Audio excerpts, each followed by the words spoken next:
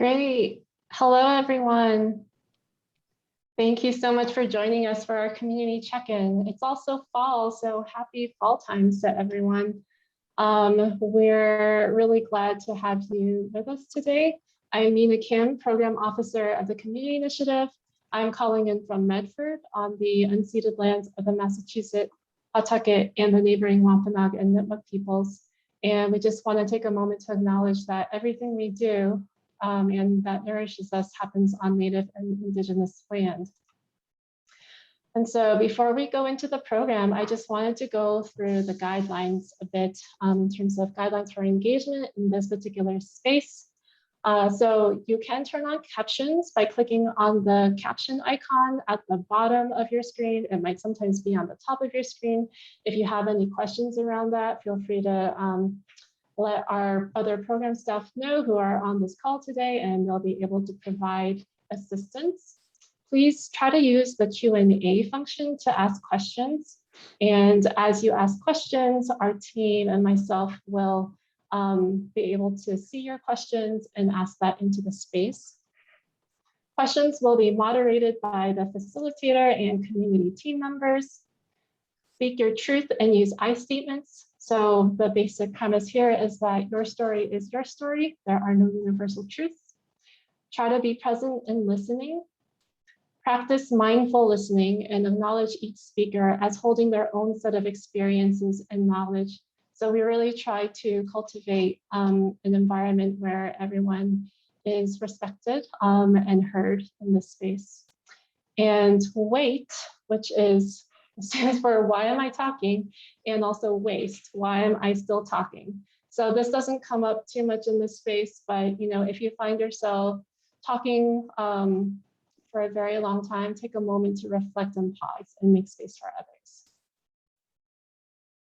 So our community team, we have our manager, Lisa Simmons, our cultural districts program manager, Luis Eduardo Cotto, and then the program officers, Timothy Afan, Ricardo Guillaume, Veronica Ramirez Martel, and myself. We cover these various regions across the state. And so if you have questions about things that are taking place in your particular municipality or elsewhere, these are the program officers that and staff members that work in these respective regions. We also have, of course, our other agency programs and offerings. And just to note that we do have some grants that are open right now. So of course, there's the local cultural council grants. The deadline is October 15th. The festivals grants, these are grants for festivals taking place between September 1st through February 28th, 2022. So it's essentially fall and winter festivals. The deadline for that is November 3rd. We also have the projects grant in the cultural investment portfolio with a deadline of November 16th. And then 2 artist fellowships. So one for choreography, poetry, and the traditional arts, which is due October 25th, and also drawing, printmaking, fiction, and creative nonfiction, which has a deadline of January 24th. And I know our team members are putting links to each of these programs up right now. So today, we're really excited to welcome our guest speakers. We have Emily Ruddock, Executive Director at MASSCreative, and Tree Quach, the Director of Engagement and Organizing from MASSCreative, who will provide updates on arts advocacy items and provide more insight on how to navigate the conversations around advocacy and talking to folks within your community to access ARPA funds and to really advocate for these funds to go towards arts and culture purposes. We also have joining us Karen Finn, who is the Executive Director at the Springfield Cultural Partnership, as well as Julie Berry, Senior Planner for Arts and Culture at the Department of Planning and Community Development for the City of Salem, and John Dobroski, the Chair of the Salem Cultural Council. And Karen, Julie, and John will share more of what they've experienced in terms of building arts coalitions within their particular communities and the value of arts and culture initiatives in terms of really strengthening community infrastructure and how to do that in partnership with community-based stakeholders. So Karen, so Emily, I am going to pull up your slides. Thanks, Mina. This is a really fine company to be with today. I'm delighted. And to all of you who are participating that we can't see, welcome. It's really great to be here. So Mina, you're pulling up slides, right? Yep. Okay. I can vamp a little bit. You know, everyone. Okay, great. So, hey, we're MASSCreative. We are one of a couple of different arts and advocacy organizations in Massachusetts. Our focus is statewide. And so today we're going to be talking, as Mina said, really talking about like what's happening around this sort of huge amount of money that's come into Massachusetts, thanks to the American Rescue Plan Act. So next slide, here's what we're gonna cover. We're gonna cover what's available. We're going to cover where we are in the process. And then we're going to talk, as Mina said, what you can do in your city or town, and then also think statewide. Next slide. So really quickly, the American Rescue Plan Act of 2021 was signed into law by President Biden earlier this year. And as you can see in bold, it is a $1.9 trillion economic stimulus plan. There's a lot to it. And the thing that we're going to talk about today is the fiscal recovery funds that were allocated to every city, every town, and every state in the nation. If you wouldn't mind moving to the next slide. Earlier, I would say in the late summer, we held a ARPA teach-in. And so G is going to put in the chat, yep, there it is, a webinar or a link to the recorded webinar. If you are totally excited by this and want even more detail, feel free to check that out. But really quickly, next slide. If we take a look at what the American Rescue Plan fiscal recovery funds came to Massachusetts, here's what it looks like. So it's a total of $8.3 billion coming to Massachusetts, right? And it's broken out in these ways. So the state receives $5.3 billion that they are going to decide how to distribute. Then every city and every metro city, and that's defined as over 50,000 residents, total receives 1.7 billion. So it's not that every metro city gets 1.7 billion. As a total, they get 1.7 billion. Then similarly, the 313 towns, which are under 50,000, they're going to total receive 385 million. And then last but not least, our 14 county governments received swapping some numbers there, 945 million total. That's total. So it's not that every county gets it. At this point, some of you might, who are sharp on county governments might say, wait a tick, Emily, we don't really have sort of like functionally acting county governments the way that states like New York or California do. And I would say you're right. And so what we're doing in Massachusetts is that money, that 945 million that's going to the various county governments, that's actually, they're just doing a straight division within the county and giving it to each city and town in the county. So Suffolk County gets a certain amount, and then every city or town that's in Suffolk County gets a proportion of that money, okay? So it's almost like a little sweetener on top for every city and town. You can check, so let's move. So that's how it's dividing. So here's how it's been described: game-changing, once in a lifetime, once in a generation amount of federal funds coming to Massachusetts. So what can you do with these federal funds? Let's move to the next slide. So there are 5 major things that the ARPA, as it's called, the American Rescue Plan Act, funding can be used for. So the first one is, which makes perfect sense, public health expenditures, right? Then the next one is addressing the negative economic impacts caused by the public health emergency. Guess who definitely qualifies under the negative economic impacts to small businesses and industries? Arts and culture, right? Like all of the organizations that had to close their doors, all of the individuals who lost their jobs or lost their gigs, that is a negative economic impact. The next one is replacing, and I'm sorry, it looks like that slide's a little cut off. I apologize.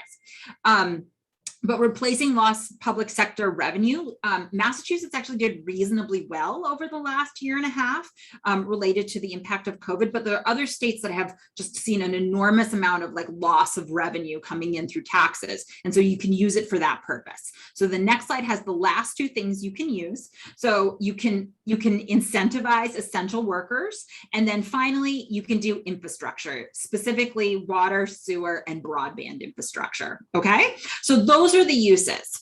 It's important to know that because when we're talking about making arguments or connecting with our elected officials and decision makers around this, sort of being clear about how they're thinking about the money is really helpful. Can we move on to the next slide? So this slide just is sort of like what you can and you can't do a little bit, right? And so we've pulled some quotes specifically, right, about it's about getting people back to work. It's about shoring up businesses, right? It's about local governments, right? Receiving payment for funds to transfer these funds to, oh, right. So it's the idea that nonprofits can be used as a means of distribution of these funds as well. And that's an important piece for us to remember, particularly many of us who are local state arts agency or local arts agencies, which is different than a local cultural council. We can get into that later, but that's an important piece of this conversation too. Next up, what they can't do.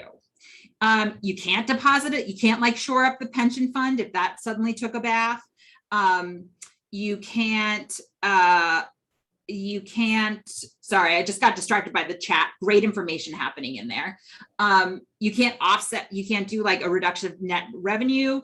And then there's a lot of things you got to comply with, right? This isn't, you can't just like make it rain and not pay attention to where you directed it, okay?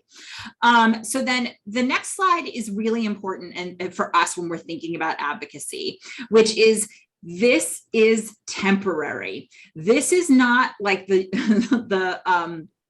state isn't going to get this every year or every 4 years. This is a once in a generation type thing. So governments, both state and local, are not interested in pitching like long-term programs that, so a use of money that's not going to be as exciting is like, we're going to make sure that for the next 20 years, every kid in an elementary school in Massachusetts gets to go to one museum every year, right? Like that's a program that's a long-term program.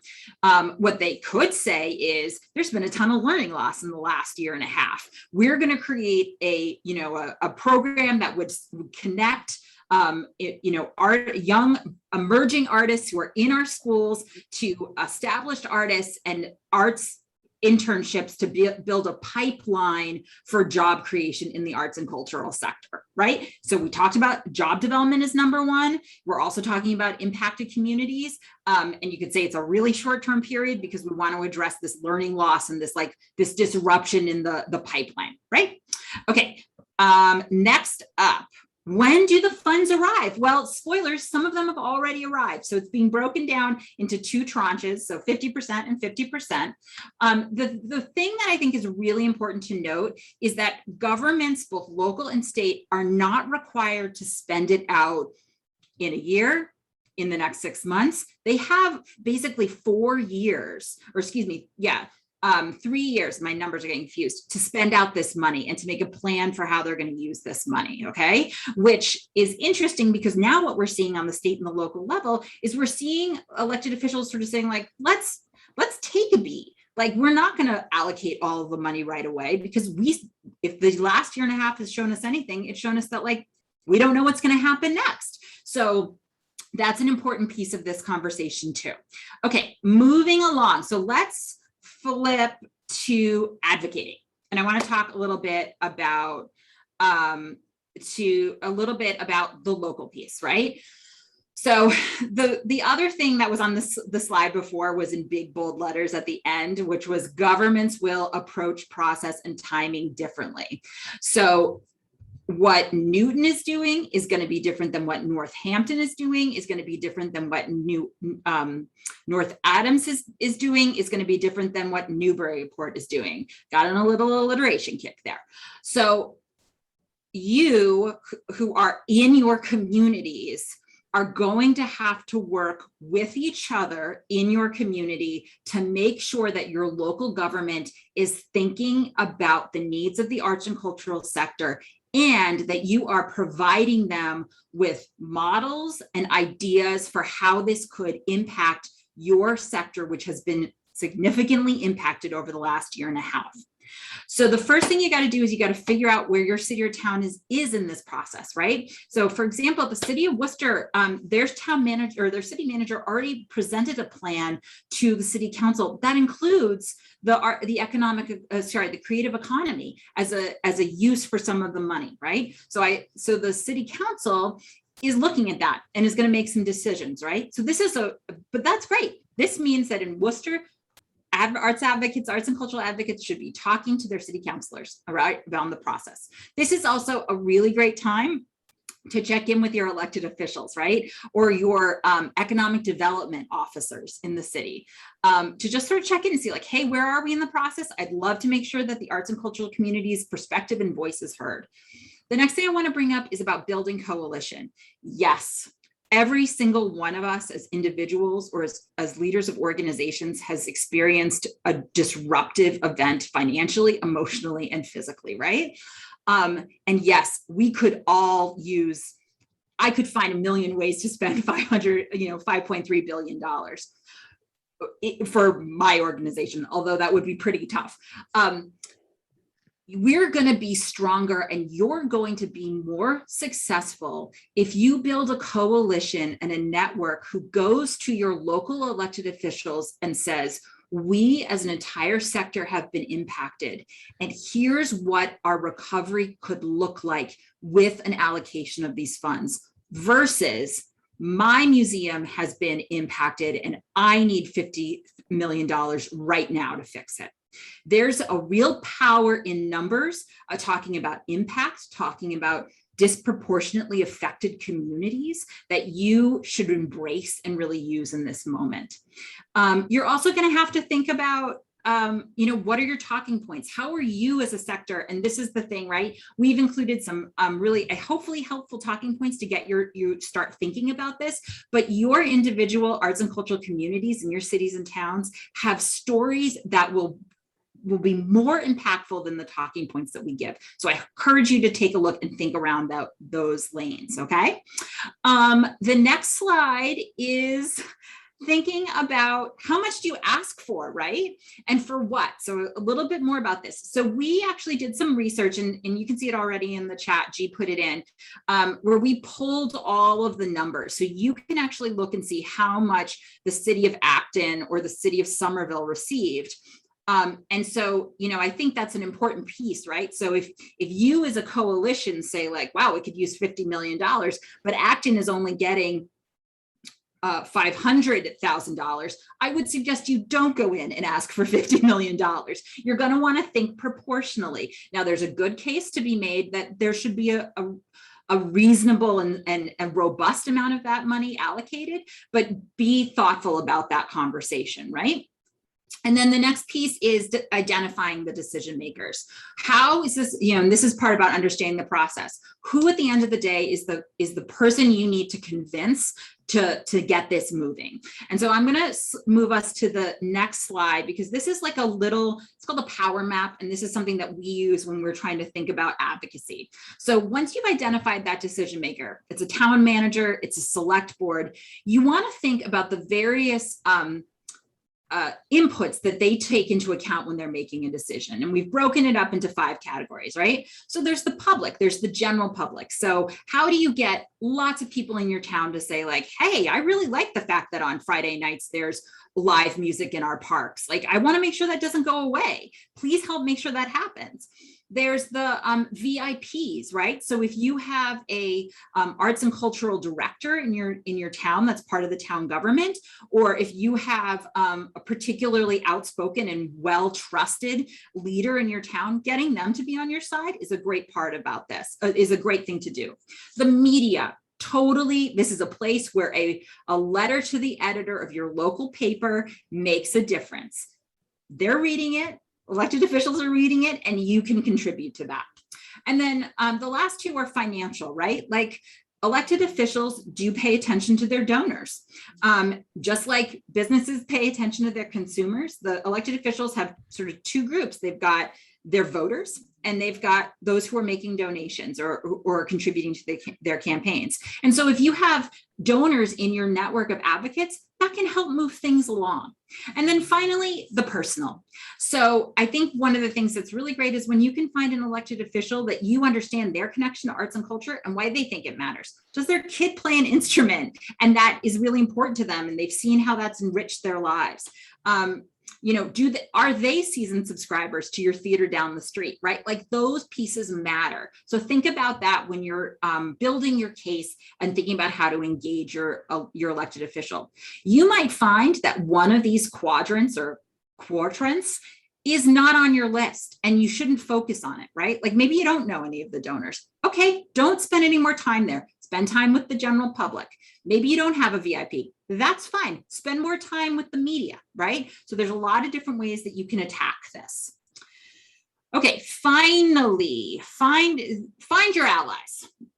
Mina, if you don't mind moving this in the next slide, find your allies, right? Like who are the other people that you can build into this coalition that aren't maybe the natural, first people that we think. Like chambers of commerce are actually a really great group to get involved with, particularly on this issue, right? Like they know the ripple effect of when a concert happens in downtown and then that, the patrons go to a restaurant and then they shop at a shop afterwards and pay the parking downtown, right? So they can be part of your allies that are who are joining you in your advocacy.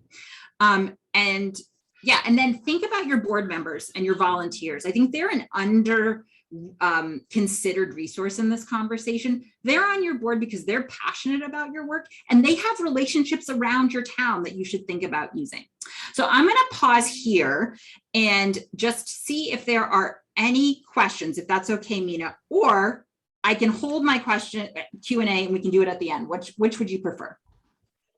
Let's actually do it at the end, unless Perfect. anyone has a burning question right now. But maybe, yeah, I think we should finish and then we can do questions. Okay. All right. So I just want to, so that's the local. I want to talk a little bit about the state and then I will pass the mic if that's okay. So Mina, if you'll switch to advance 2 slides, that would be great. Okay. So like I said, there's 5.3 billion coming to the state right now. And there's every single group, every single community is advocating for some of that money. And so we need to make sure we are too. So if you move to the next slide, I'll just let you know the legislature has been really clear that they are going to conduct a public input process and that they are going to take their time and that they are going to make the decision about how this money is being spent. They're not just going to let the governor do it on his own. So on September 9th, there was a legislative hearing that focused on economic development issues, including arts and culture. And so I testified, Michael Bobbitt from the Mass Cultural Council testified, Senator Kennedy, who's chair of the Tourism, Arts and Cultural Development testified, and then a lot of people testified about water sewage infrastructure because that was also part of this topic. So that was pretty loud. And those legislators heard a lot about water sewage infrastructure. I heard a lot about water sewage infrastructure, but we have to make sure we are just as loud, just as respectful, and just as convincing, okay? So we expect that later this fall, we'll see some sort of legislative bill or vehicle for this, for at least the first allocation of this money. We do sort of get a sense that the legislature is gonna think about this in waves, and we wanna make sure that the arts and cultural sector at least is included in that first wave. So here's something that's really great that's gonna help us out. Over the summer, there was the legislature established, if you wouldn't mind, Mina, moving ahead, a special commission to study what's happened to the arts and cultural community over the last year and a half and make recommendations for its recovery, growth, and promotion. Okay. And so the commission came up with the following recommendation, if you wouldn't mind, the following recommendation, Mina, is $575 million of the state's ARPA funding should go to the arts and cultural recovery.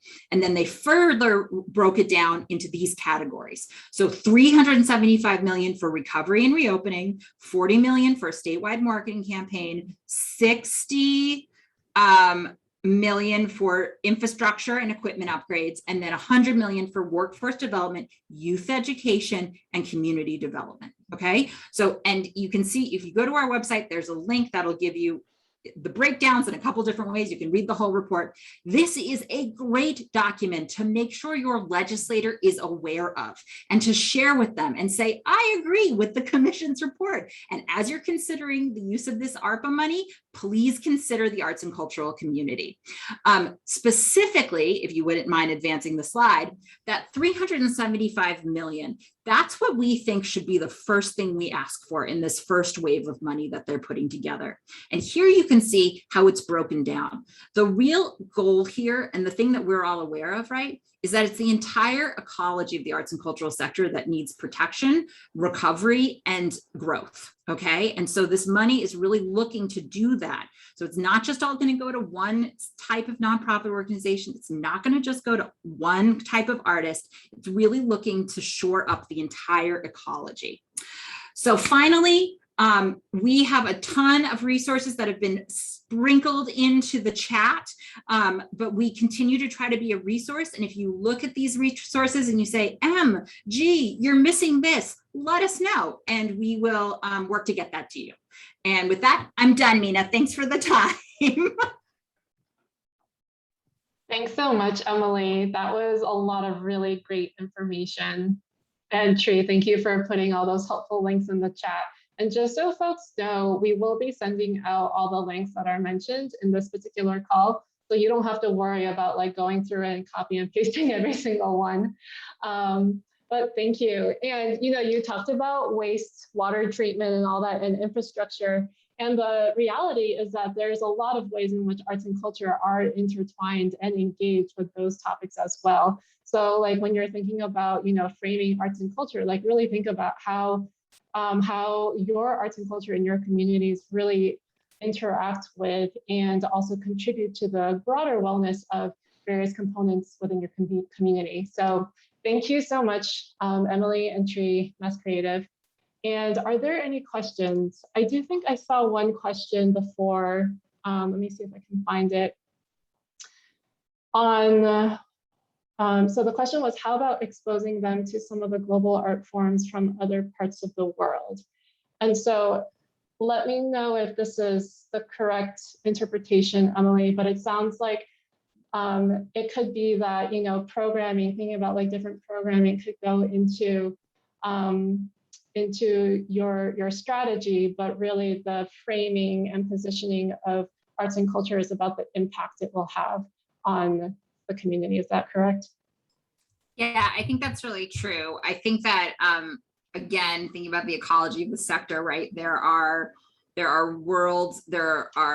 forms from across the world represented in the artists and creative workers who live in Massachusetts. And so if it's focused on that piece, there's probably an argument to be made. I think that the big key here is you're not going to be successful if you try to pitch a program that they see as going to be requiring of funding after this money goes away. So you think about one-time use that's going to, as Mina said, really support the sector and support also, frankly, underrepresented or disproportionately affected communities. Those are the things that they're really looking at, and I think are taking very seriously in a very good way. Great, thank you. All right, so next we have Karen Finn from the Springfield Cultural Partnership. And Karen, I did get your slides, so let me just pull them up. Thank you. Well, it's tough to follow MASSCreative because I have nothing to offer in the form of helping people get money, but I do appreciate all of your advocacy and support, MASSCreative. You've been a tremendous friend to the Springfield Cultural Partnership, so thank you. And also thank you for the personal invite to Luis and Mina for inviting me to speak on behalf of Springfield. I really first want to highlight that Springfield is so beautiful in its cultural, racial, demographic, and socioeconomic diversity. And to contextualize that, I wanted to point out that our public school, Springfield Public School enrollment is 89% self-identified BIPOC, whereas Massachusetts public school average is 40% BIPOC. And we possess all of the fundamentals of community building right here in Springfield. And what the Springfield Cultural Partnership really wants to do is shine a light on the artists who are reflecting back the hopes and dreams of our residents and city while supporting a strong community-based systems change. And down at the bottom, I just highlighted Springfield is larger than I think a lot of people recognize outside of the downtown. And that little box on my right, the Metro Center is where our Springfield Central Cultural District lives. And I've blown up a map and kind of highlighted it. I hope you can see in the yellow is a cultural district. But the Springfield Cultural Partnership is the 501c3 that oversees the cultural district. And we are able to reach out to all of Springfield. Thank you. Next slide. Okay. So this, I think, a really important concept that follows all of our work comes from our involvement with the Mass Cultural Council's Culture RX program. And I wanted to point this out because this theme kind of continues throughout my discussion. But Culture RX has really expanded, it's helped expand our definition of what is culture.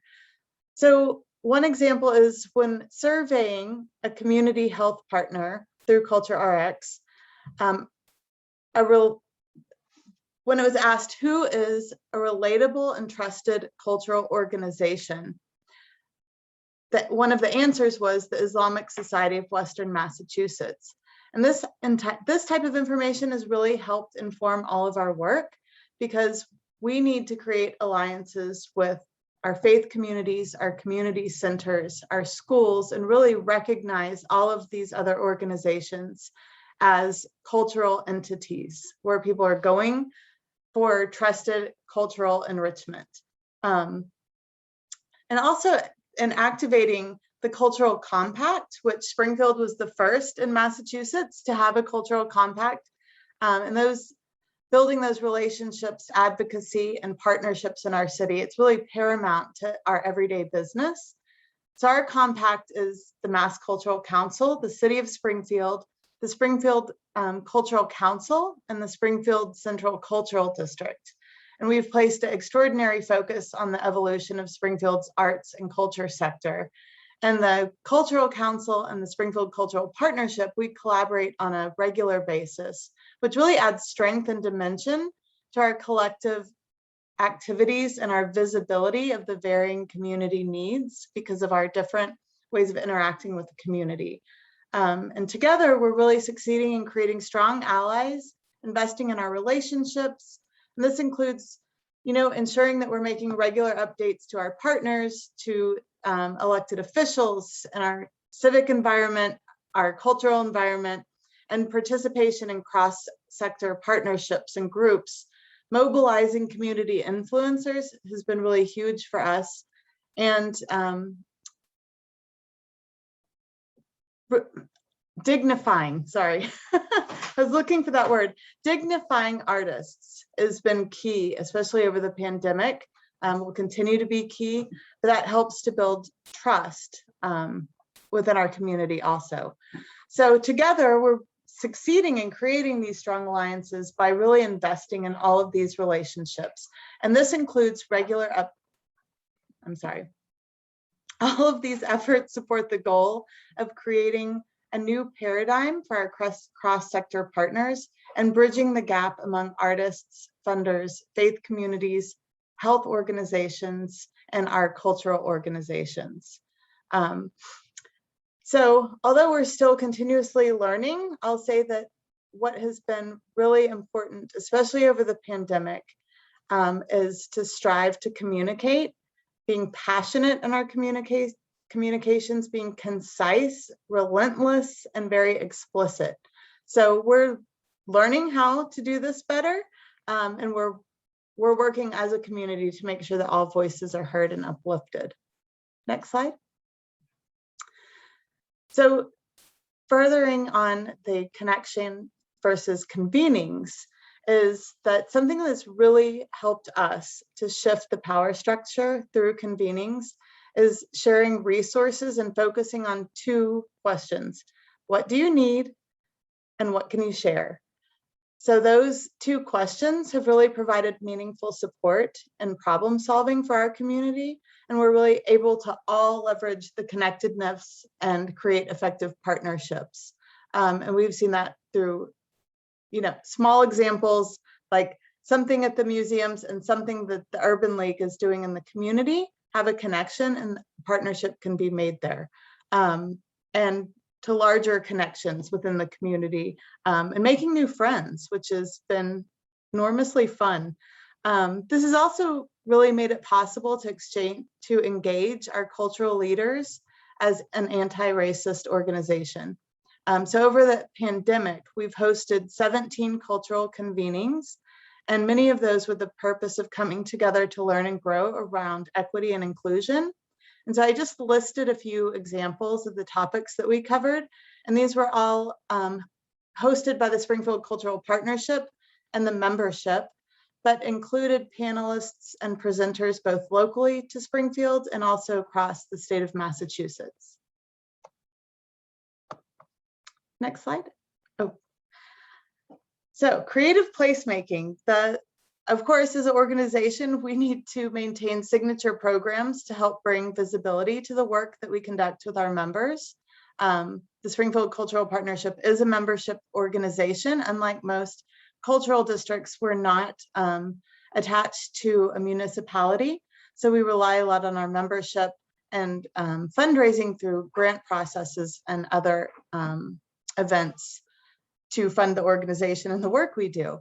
So Spark, it was funded through the NEA Our Town grant, but that grant also helped us catalyze funding through the city of Springfield with the Community Development Block Grant. And we made intentional efforts to prioritize local, BIPOC, female, and LGBTQIA artists that resulted in 8 artists that will all have public art displayed in Pension Plaza that was recently redone by the city. 5 are female, 5 are BIPOC, and 7 of the 8 artists chosen, which is really important to me also, have never had an opportunity to have their art represented in their home of Springfield in a public venue. Live Mutual by MassMutual, I wanted to highlight because it's a really great example of how we've been able to collaborate with a local foundation. So we're working with MassMutual Foundation and local creatives and the city to bring placemaking to 3 Springfield neighborhoods. And it's all of the work is based on bringing communities together for both economic and mental health, right? So getting people out, feeling part of a community, enjoying something, sharing a space.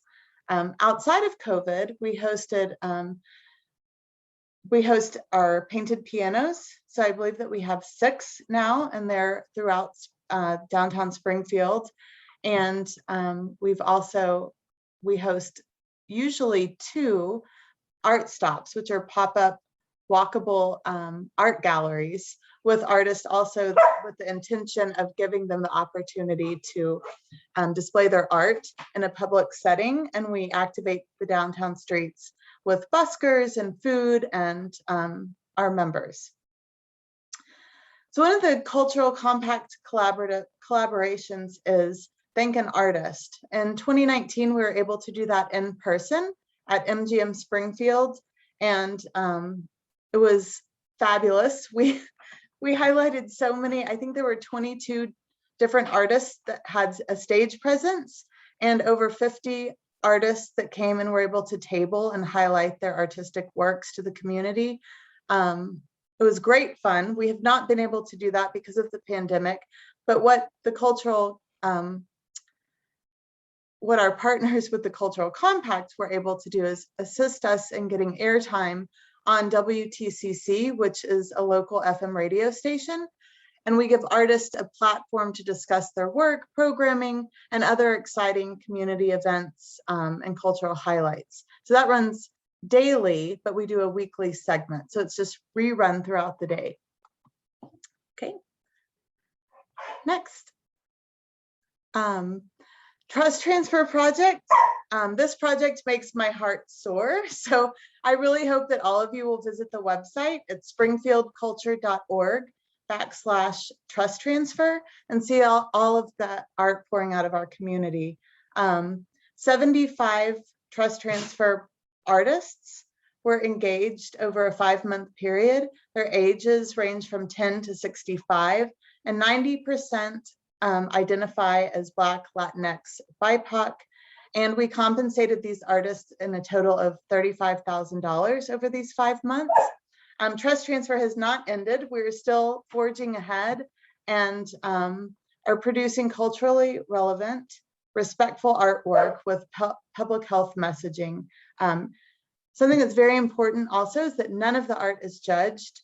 When we work with an artist and they want to convey how COVID or mental health or food insecurity is impacting their communities, all art is relevant, and it's transforming the health of our communities, one message at a time.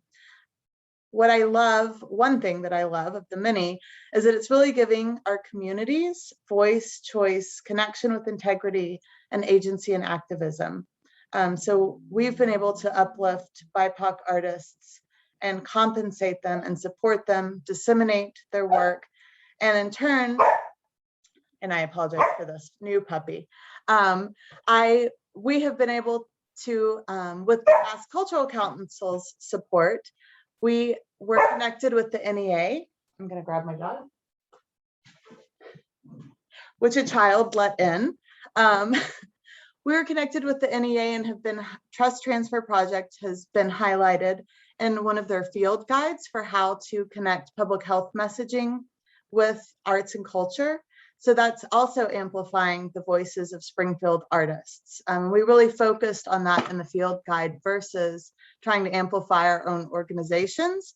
And we're getting support through the DeVos Foundation for Social Cohesion, which is a pro bono consultation work, which has been really invaluable to us. So many other things have come from trust transfer. I'd say number one is the connection to community and really focusing back on this of what is culture and what does it mean to our community, and allowing communities to decide what they need and to voice that in a way that is really relevant to their neighbors, their families, their friends.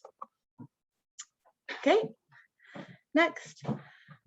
And then to conclude, I wanted to just share what really makes everyone excited in Springfield. This isn't an all-inclusive list, but I think it's important to highlight what's happening that's bringing people together in Springfield, some of the really cherished festivals and events that happen in our community. And many of the most profound cultural activities are supported through the 120 plus grants that are issued through the Springfield Cultural Council. And also Fresh Paint Springfield, which hopefully lots of you are familiar with. We now have, I believe, we've 2 years, 2019, and we did more this year in 2021 through Commonwealth Murals. And we have about 35 murals in Springfield, where before it happened in the summer of 2019, I don't think we had any commissioned murals in Springfield. So this is really involving a lot of community participation and spreading the message of what the community wants to see. So thank you. Thanks so much, Karen, for that great presentation and for sharing all those wonderful examples. And I think we're going to hold questions until our next group of speakers have a chance to share, just due to time considerations. But it does seem like, Karen, that there's a lot of focus at this particular moment in Springfield on really deepening relationships that you have and trying to really foster trust versus just like outreach and engagement, which is really wonderful to see.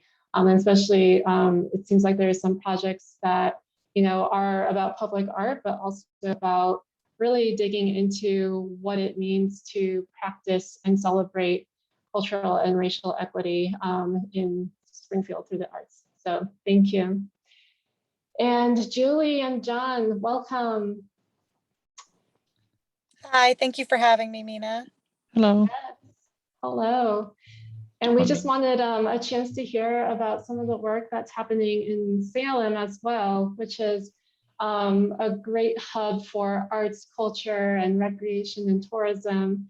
And there's so many various arts groups and community groups that are doing different things. And so if you could just share a bit about the work that you do through the city, Julie, and also you, John, through the Salem Cultural Council, that would be great. And talking a little bit about the evolution of your partnership as well. And for folks, for folks who have questions, just feel free to put them in the chat or the Q&A. Take it away. Absolutely. And I know that there's only about 5 minutes left of our time together. So I want to be thoughtful about that as well, and make sure that people have time to ask questions to Karen and to Emily if they do have them. So I'll be very, very brief, but I'm the Senior Planner of Arts and Culture for the City of Salem. I've only been with them since October of 2019. So I'm still working to build those connections and the partnerships and build the coalition that we so very much need in order to advocate for the arts in Salem. But I think one of the really interesting pieces about Salem is that there's a lot of different players in the arts and culture scene. So we have the city of Salem and the position that I'm in, which was created through a city ordinance about 7 years ago now. And then there's the Salem Cultural Council. So we have our Public Art Commission and the Salem Cultural Council that are tied to the city, but the Salem Cultural Council isn't formally run by the city. That's John's he's the chair of that, and he can talk about that. But then we also have Main Streets, and they produce a lot of arts events. And then we have Destination Salem, which is our tourist and marketing sort of branch. And we have the Creative Collective, which has a hub here in Salem. And the Creative Collective is sort of a chamber of commerce for small creative businesses, for lack of a better way to put it. It's a good way to call it, to define it. Yeah, it's like a way to bring small creative businesses together to advocate for them and to sort of have a rallying and advocacy group behind them. And so we have all of these partners that are sort of already well aligned with the arts and culture. And so building relationships there, getting to know them, asking them, questions about how they see the arts and culture sector in Salem now, what they would want it to be later, so that we can project out towards the future, and working with them to bring those visions into fruition.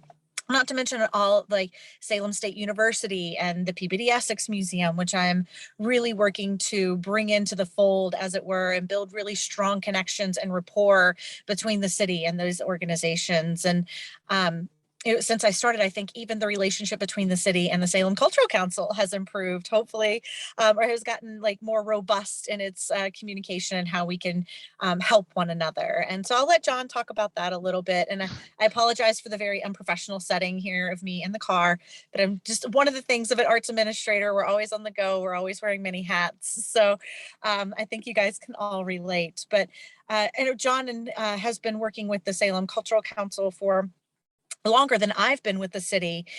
So I think he might be able to provide a little bit more insight into the sort of nuances of those relationships and rapports within the city as well. So I started with the Cultural Council over 5 years ago now, and became the chair a little bit over a year ago. And we changed. We were a brand new council when I started. No one rolled into the new session, so we kind of made it up as we went along. And I think we changed the way that we dealt with the community in a lot of ways. And in a good way. I think kind of on the opposite end of the spectrum from Julie, as she's reaching out to these large organizations, we were trying to find ways to reach out and find those people in the community that really want to contribute in some sort of way, and they don't feel that it fits into the norms of something that you would have to fill out a form to get money for and do something, but they really wanted to be there. And a lot of the same organizations were getting funded in the past over and over again. And so we were trying to reach out to people and find ways to get their voices heard in the community and help them contribute. And so I'll go back over, I don't have a bunch of slides, sorry, I'm not, the only thing I would hate worse than PowerPoint is Excel. So we started in 2019, we had a theme that was personal history, immigration, or identity. And our hope was to bring attention to the impact of personal history, immigration, and identity in the city of Salem, spanning from past to present.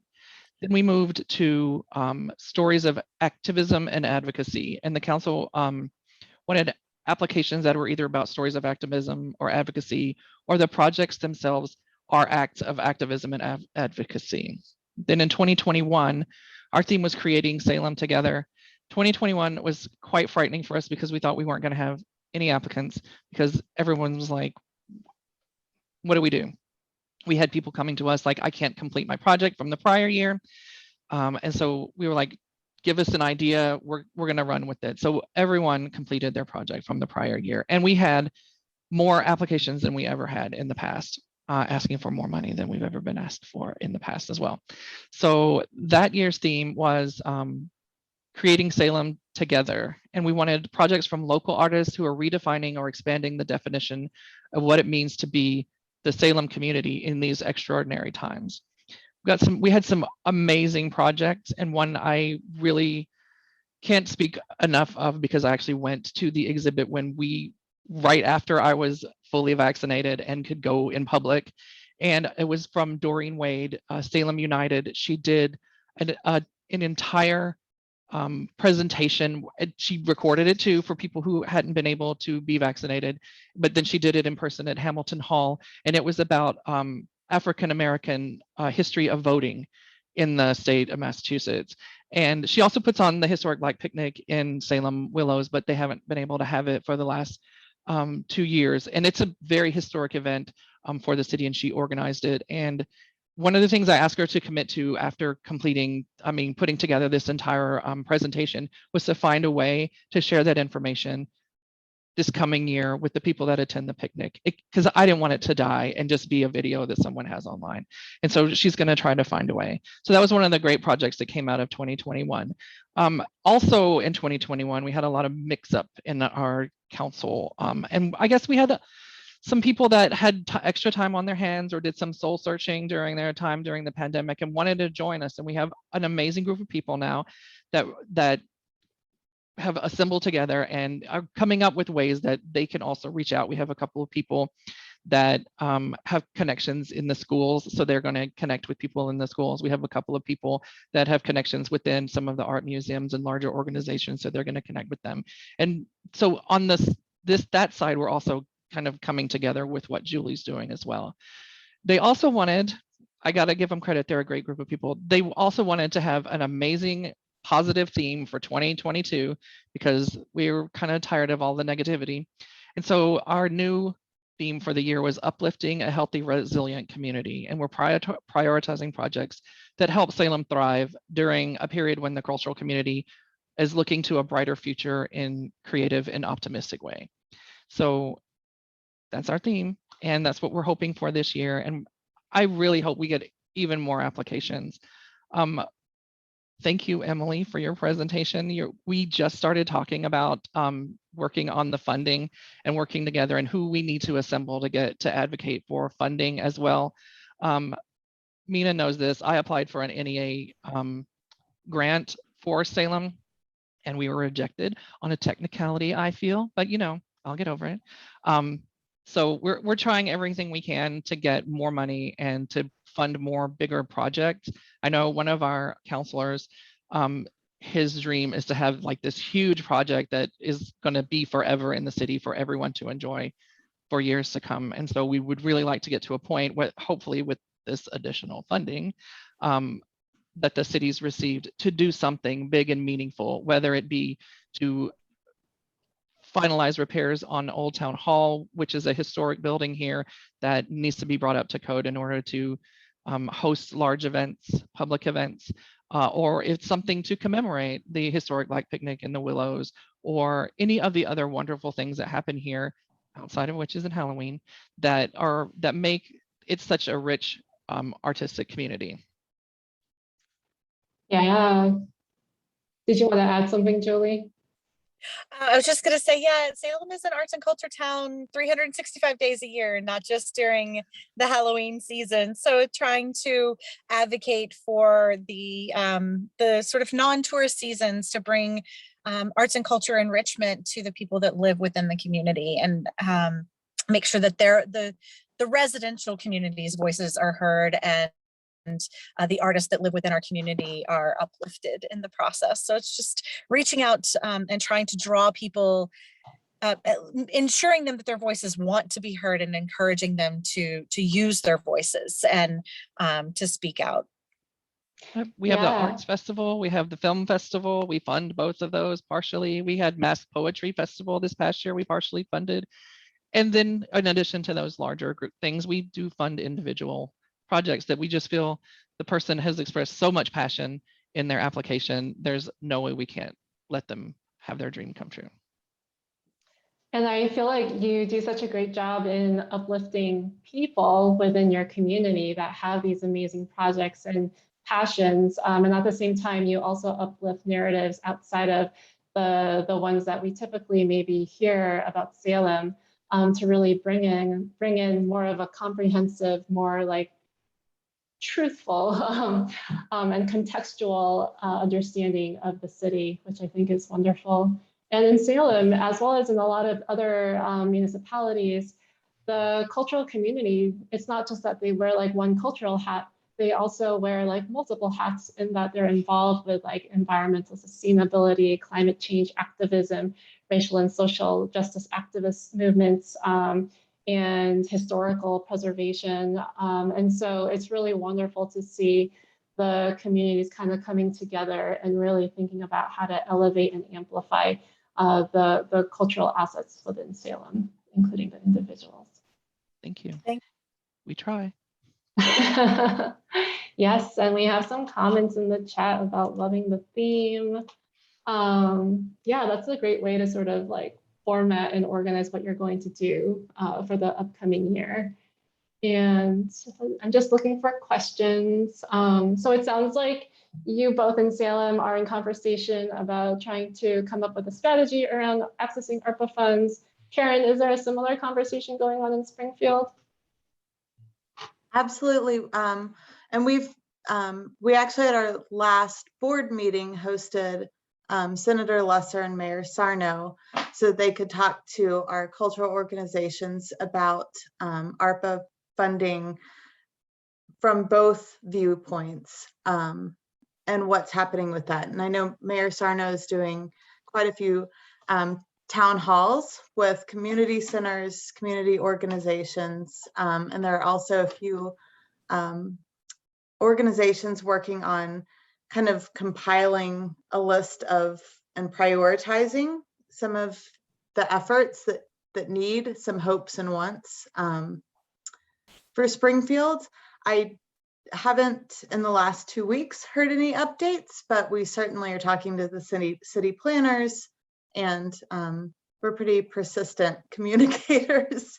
So it's good. I think that having the understanding, one thing that was brought up, and I was going to pose the question, but to be honest, after the interruption by my kids and dogs, I got a little frazzled. But it was brought up in that conversation that we might want to work with MASSCreative as a community of cultural organizations in Massachusetts to discuss where the money is going to and then flowing to a cultural organization. So is that money, are we requesting money or submitting applications to one state agency, or should that look more like Mass Cultural Council gets some money and then filters that money into cultural organizations? I can answer that. So that commission that we talked about, that I talked about, the recommendations for that 575 million is for that to go to the Mass Cultural Council and for it to be distributed through new grant programs. So to be clear, it's not like just an extra bump on the cultural investment portfolio or an extra bump on STARS grants. It would be new specific recovery grant programs that would go out. And that, yeah, that's the conversation that we've been urging people to have with their legislators.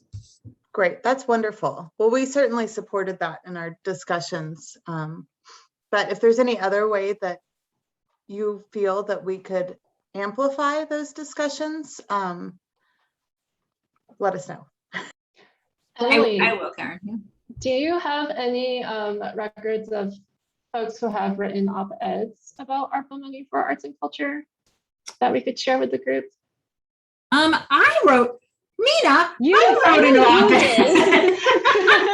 Oh my God, Mina, I totally was like, oh, right, I did that. Yeah, let me put it in the chat. This is the story of my life. I'm like, I forgot I did that. But if you know of like other groups in a particular municipality. Yeah, sorry. I wrote a piece that got published in Commonwealth Magazine, which is a publication that a lot of policymakers read. And it's really kind of covering a lot of things that we heard about today, right? Is like what Springfield's doing in terms of building and strengthening public health outcomes, what Salem's doing in terms of really uplifting and connecting their community, right? And I think in our talk, I may be speaking out of turn and dropping a mic at the same time. That's annoying. We had some templates for LTEs, letters to the editor, for another project that I think we can very easily put into that toolkit and resources we shared earlier. So if you all check back in a day, we'll have that. Awesome. Thank you. And for those who are curious and want to take a look, Emily's op-ed is in the chat. Thanks, Emily, for that. All right. Well, we are past 4. So thank you everyone for staying on this call. Thank you to our speakers, John, Julie, Emily, Karen, Tree, and also our community team members who've been facilitating and moderating everything. But thank you so much for being here with us. We'll follow up with a recording of this webinar and notes with all the links, and we'll see you again soon.